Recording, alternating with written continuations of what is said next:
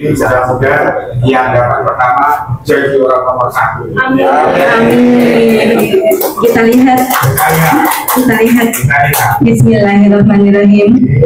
Semoga Allah memberkahi semua acara. Masya Allah, Masya Allah. Amin. Kemudian bisa jadi menteri.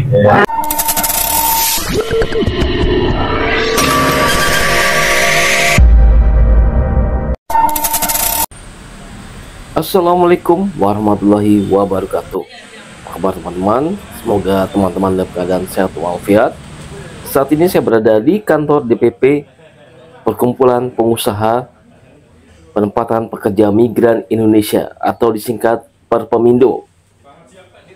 Dalam video ini, Perpemindo menggelar acara syukuran peresmian kantor Dewan Pimpinan Pusat DPP Perpemindo yang berlokasi di Gedung Ganesha, Jalan Raya Pasar Minggu, nomor 234, Kalibata, Pancoran, Jakarta Selatan, pada Kamis 17 Juli tahun 2025. Peresmian kantor baru DPP Perpemindo ini diresmikan oleh Direktur Jenderal atau Dirjen Penempatan Kementerian Pelindungan Pekerja Migran Indonesia atau KP2MI, Ahnas.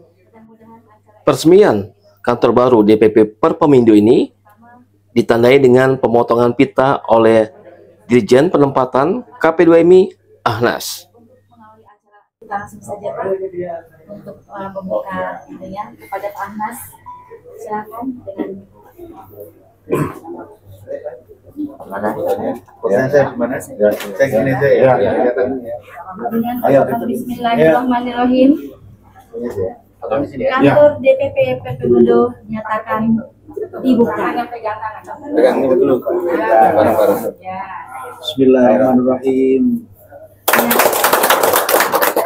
Terima kasih, kantor Perpemindo sudah diresmikan oleh Pak Dirjen, dihadiri oleh Pak Direktur, dihadiri juga Pak Ahmad dari atas KBRI yang ada di Malaysia. Terima kasih, semoga kantor DPP Perpemindo memberkah untuk kita. Amin. Memberkah juga untuk KPB dan untuk negara dan untuk pekerja migran Indonesia, seluruh Indonesia. Amin.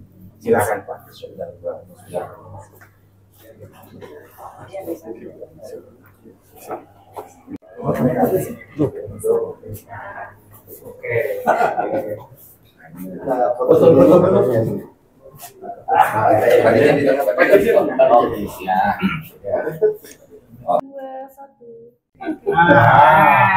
Proteksi. 3, 2, 1. 3, 2, 1. Oke. Ya.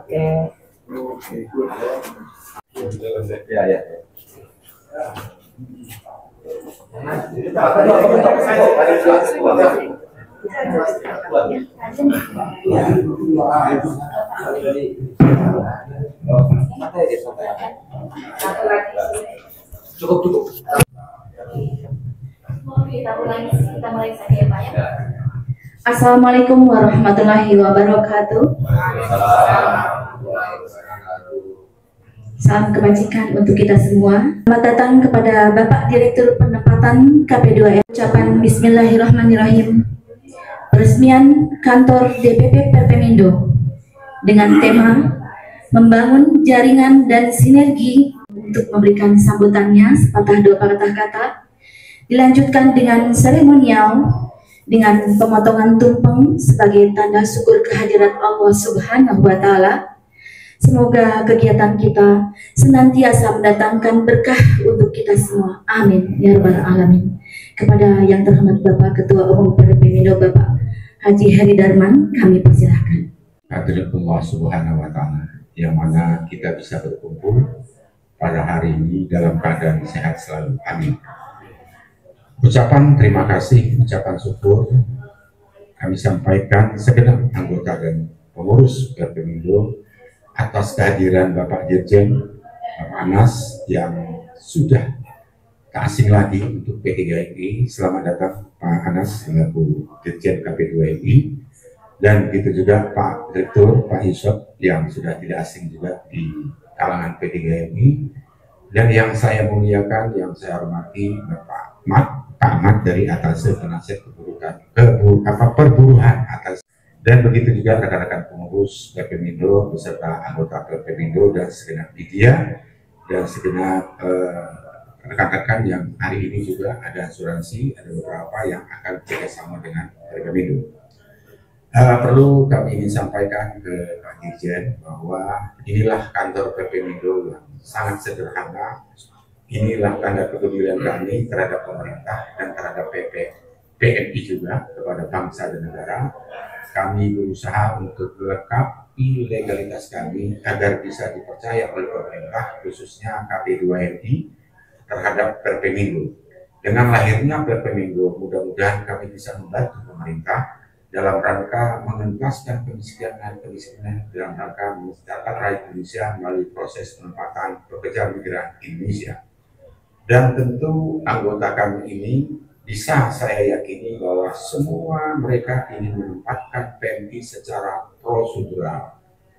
Tentu akan taat dengan aturan yang ada yang sudah ditentukan oleh pemerintah. Untuk itu yang kami inginkan adalah kedepannya agar kami bisa membantu pemerintah bagaimana proses penempatan ini bisa dipermudah, tidak dipersulit. Artinya kami menempatkan tidak melanggar aturan pemerintah yang selama ini kita patut bersyukur yang sebelum ini sudah terjadi dualisme, tapi alhamdulillah saat ini dengan kebijakan pemerintah, dengan kebijakan Presiden kita Bapak Prabowo sudah memisahkan antara DP2MI dan Kemenaker. Itu patut kita syukuri.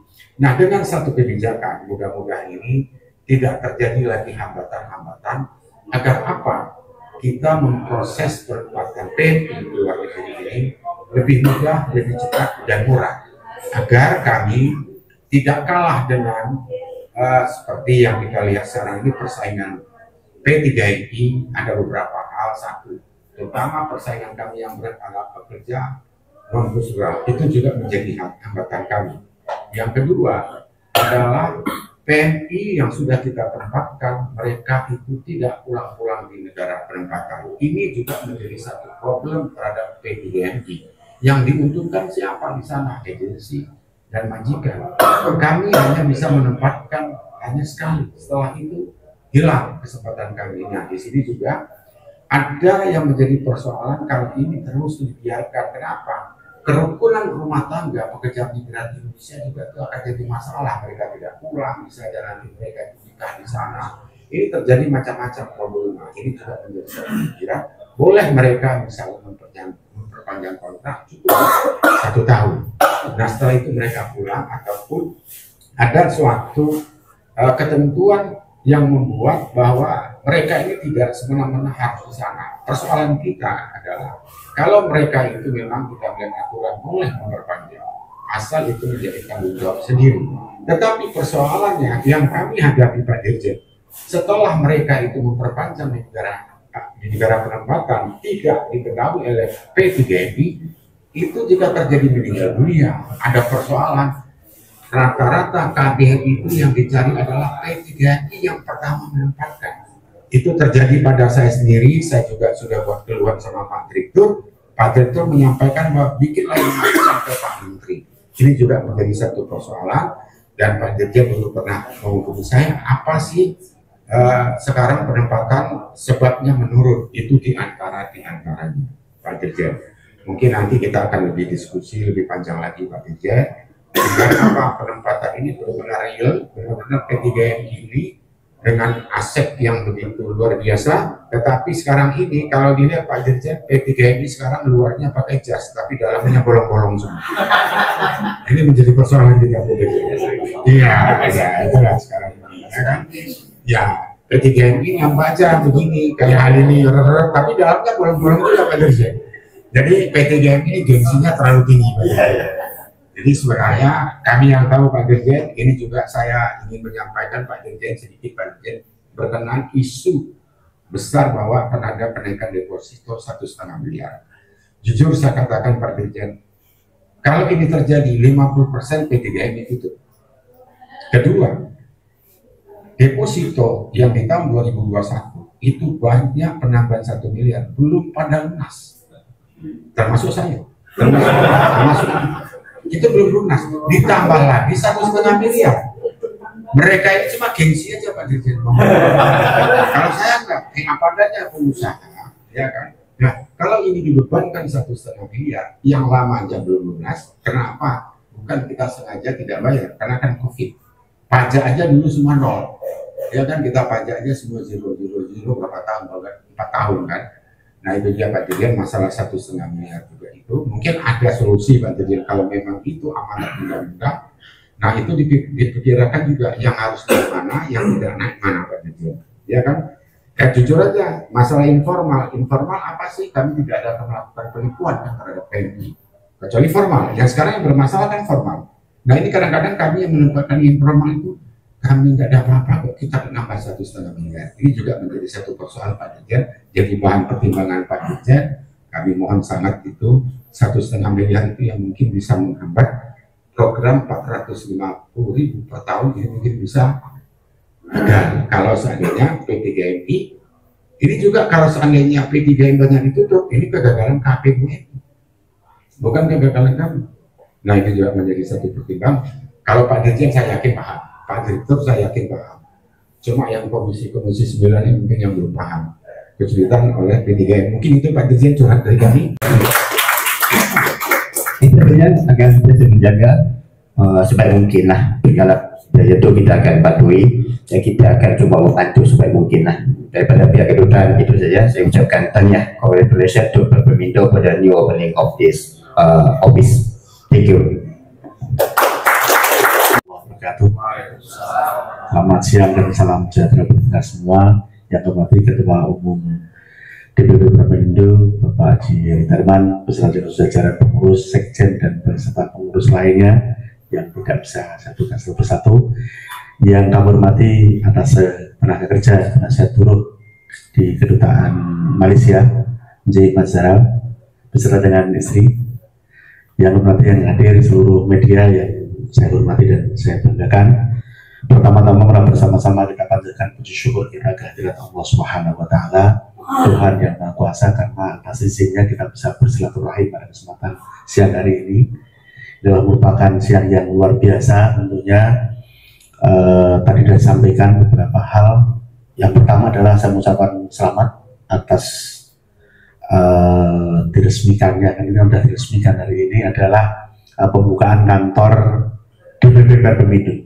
Ini luar biasa, yang harapan kita sekalian dan merupakan perkat dari seluruh anggota, dan untuk membuka diskusi komunikasi yang baik sehingga seluruh anggota merasakan kepentingan bahwa DPP Perpemindo memiliki peran yang maksimal terhadap seluruh anggotanya. Itu yang pertama.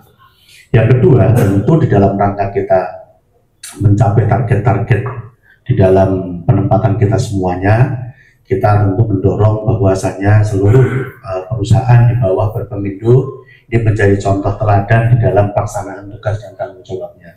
Karena kita semua memiliki tugas dan tanggung jawab, baik itu KP2MI, P3GMI maupun lembaga terkait lainnya, memiliki tanggung jawab yang sama untuk bagaimana kita bisa menyelesaikan tugas-tugas tanggung jawab kita, baik dalam rangka penempatan dan pelindungan pekerja migran Indonesia secara baik. Maka dari itu, selain kita membentuk kantor DPP Perpemindo, kami harapkan juga peningkatan kualitas tata kelola itu dibarengi dengan peningkatan kualitas perusahaan yang baik.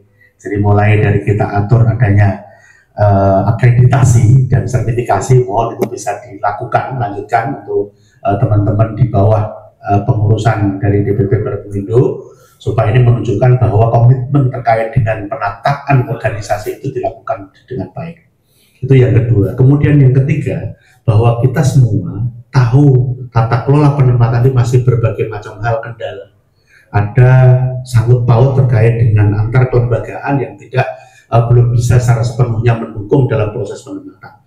Kami upayakan di sisi penempatan untuk mencoba membuat tata kelola baru, ya kan, membenahi berbagai macam hal, karena kita perubahan dari Kementerian Ketenagakerjaan menjadi Kementerian Perlindungan Pekerja Migran Indonesia di bawah Pak Prabowo, memberikan tugas dan tanggung jawab yang luar biasa dalam rangka untuk penempatan perlindungan pekerja migran Indonesia. Dua hal yang menjadi pesan beliau adalah bagaimana pekerja migran bisa di seluruh dunia bisa terlindungi dengan baik. Yang kedua adalah peningkatan jumlah penempatan yang itu berdampak pada devisa negara. Yang ini menjadi penting, harus kita sadari bahwa setiap langkah dan perjalanan ini, tata kelola ini harus kita bareng-bareng. Ya kan, kami ingin ada sinergi. Karena saya tahu bahwa P3MI adalah mitra strategis kami. Sekali lagi, P3MI adalah merupakan mitra strategis kami di KP2MI. Karena itu penting untuk kita bangun kolaborasi, sinergi bersama-sama untuk kita bisa membangun pelayanan penempatan dan pendidikan secara baik. Termasuk tadi sampaikan beberapa hal yang akan menjadi PR kita semuanya, mudah-mudahan itu bisa terselesaikan dengan baik, termasuk juga bagaimana kita nanti menata ke depan untuk kelanjutan pekerjaan itu, karena kita tahu bahwa penempatan itu diatur dengan sejumlah kontrak, masa kerja kontrak yang disampaikan Pak Ketum tadi, bahwasanya ada permasalahan di mana selesai kontrak mereka tidak terdata kita. Nah, ini sedang kita lakukan bagaimana supaya nanti bisa kita segera terapkan, dan ini tentunya atas kontrol dari semua. Dan kami sekarang sedang membangun, mudah-mudahan juga Cik Mas Zara juga nanti bisa membantu kami, bisa koneksi kami dengan kedutaan Malaysia, ya kan, sehingga kita tahu bahwa perjalanan pekerja migran kita yang di sana itu terkontrol secara baik. Sehingga tadi disampaikan ketika masa kontrak itu selesai, berarti terdata kembali apa hubungan antar B2B-nya dan bagaimana pemerintah melindunginya. Ini yang kita harapkan bisa menyatu dengan karena kita tahu bahwa memang masih banyak hal yang kita benahi. Kemudian di sisi dalam negeri, terus terang tata kelola dalam negeri memang ini yang menjadi banyak PR. Mulai Bapak atas tenaga kerjaan dan Bapak Ibu sekalian, kalau saya diminta sambutan, saya tuh merasa bangga juga bisa diundang di sini gitu, di kantor yang baru gitu. Alhamdulillah doa saya sama dengan doanya Pak Dirjen, supaya kantor ini bisa menjadi tempat yang barokah buat kita semua, tempat yang memberikan rezeki buat kita semua, kemudahan buat kita semua dalam memberikan kontribusi untuk bangsa dan negara ini. Mungkin itu saja. Terima kasih. Wabillahi taufiq wal hidayah. Assalamualaikum warahmatullahi wabarakatuh. Mudah-mudahan yang dapat pertama jadi orang nomor 1. Amin. Kita lihat. Bismillahirrahmanirrahim. Semoga Allah memberkahi semua acara kita, tugas-tugas kita ke depan. Katanya begitu. Amin. Apa ya? Sama ya. Siapa? Sudah dikasih disuapin gitu. Ya. Enggak boleh banyak-banyak. Sebagai simbolik mata pencaharian, mari kita lihat Pak Ketum Perpemindo memberikan tumpengnya kepada siapa. Kita doakan semoga nanti yang saya berikan ini mudah-mudahan Allah itu menjadi orang nomor 1 di Amin. Dalam dunia mari. Aduh.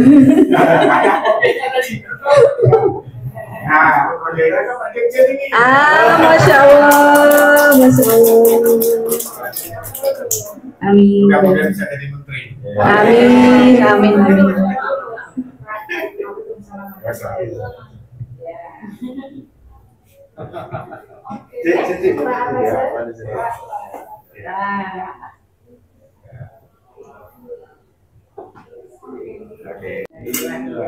Suatu kadang-kadang terjadi.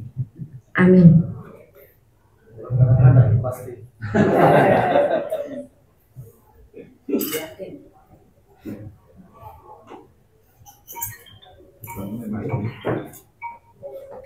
Sudah ditunggu berikutnya kepada siapa berkah ini akan diberikan. Insyaallah. Biarkan ini giliran sekjen. Coba sekjen pilihnya ke siapa? Silakan Pak Sekjen. Sini ini mau jadi apa sekarang? Orang apa? Ini mau ngasih doanya atau berapa? Doanya gimana? Ketum minta nomor orang 1 berarti nomor 2. Dilihat dengan hati, Dari 2 orang kan. Dari 2. Ini doa kita. Ayo. Ya. Kepada Pak Yusuf.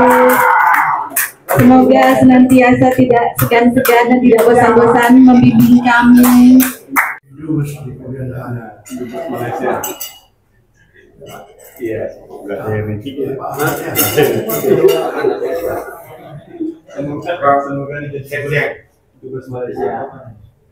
Oh, Pak Yasman. Ayamnya.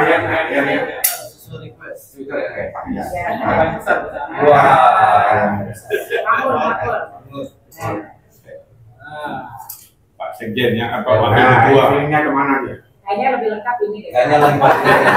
Lengkap ini ya.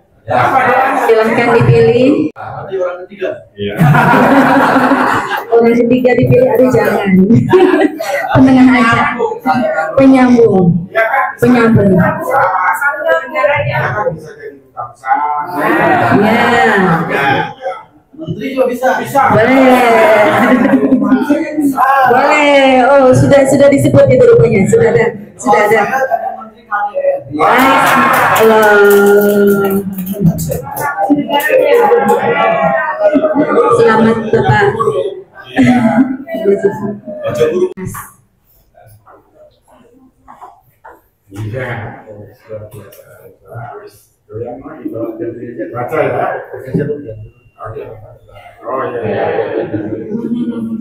Kecil-kecil Pak, insya Allah cita-citanya besar Pak.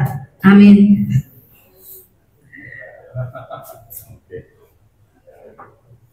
Bapak Mazharul bin Sabirun.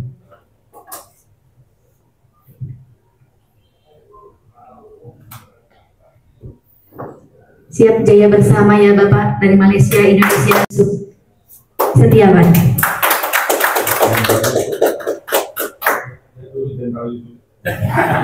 Semoga Bapak senantiasa tidak bosan-bosannya membimbing kami ya Pak ya.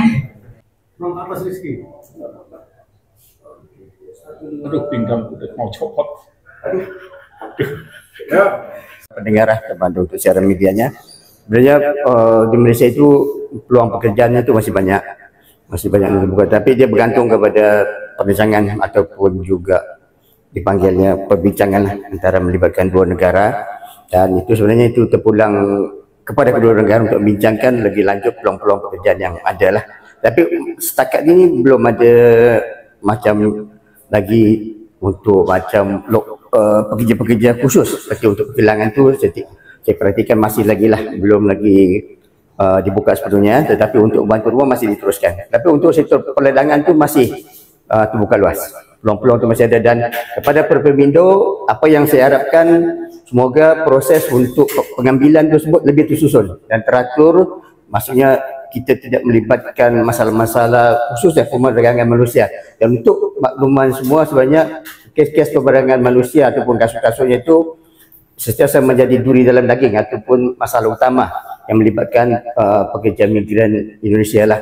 Dan itu antara isu-isu yang juga sering dibangkitkan, bukan sahaja untuk kita tapi oleh Jabatan Negara Amerika Serikat berkaitan dengan TIP report lah, di mana pengandian tata kelola tersebut perlu teratur supaya kebajikan pekerja-pekerja bukan sahaja daripada Indonesia tapi daripada negara lain tersebut lebih teratur dan terkawal.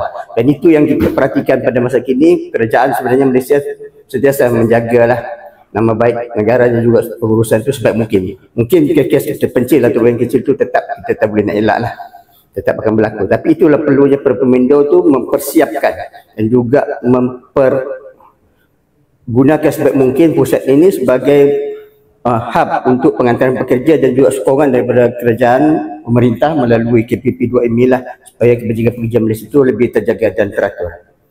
Kerajaan Malaysia baru saja memperketatkan melalui pengetusan undang-undang. Beberapa undang-undang baru telah dipindah, maksudnya memberi kuasa dan juga kepada kerajaan tersebut untuk mengawal dan juga khususnya daripada ejen-ejen seperti contoh ejen yang tidak berlesen lah.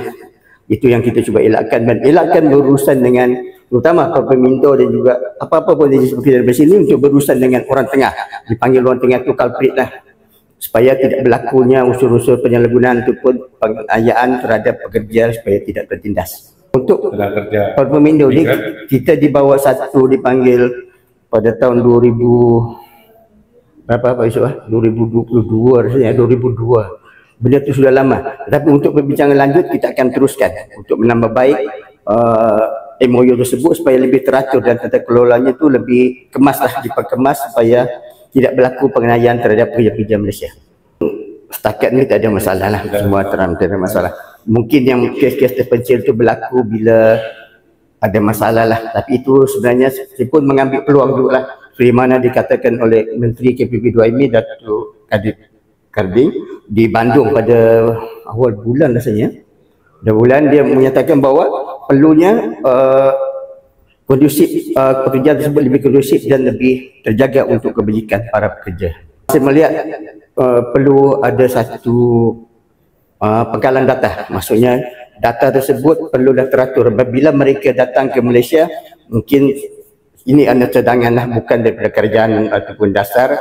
Kita mungkin boleh melihat memperkemaskan data tersebut lah. Dari segi data penempatan, dasar aduan tu perlu selaras antara dua negara supaya tidak berlaku salah faham dekat situ. Ya, itu isu-isu yang akan berbangkit lah daripada situ. Itu yang saya boleh sampaikan. Masa ni yang dibuka adalah perladangan dan juga pembantu rumah. Jenis-jenis Berapa pekerjaan. dibutuhkan nanti? Datanya belum ada. Tapi saya berjalan dan berlangsung lah. Maksudnya peluang tu masih terbuka, itu belum ada sekatan lah untuk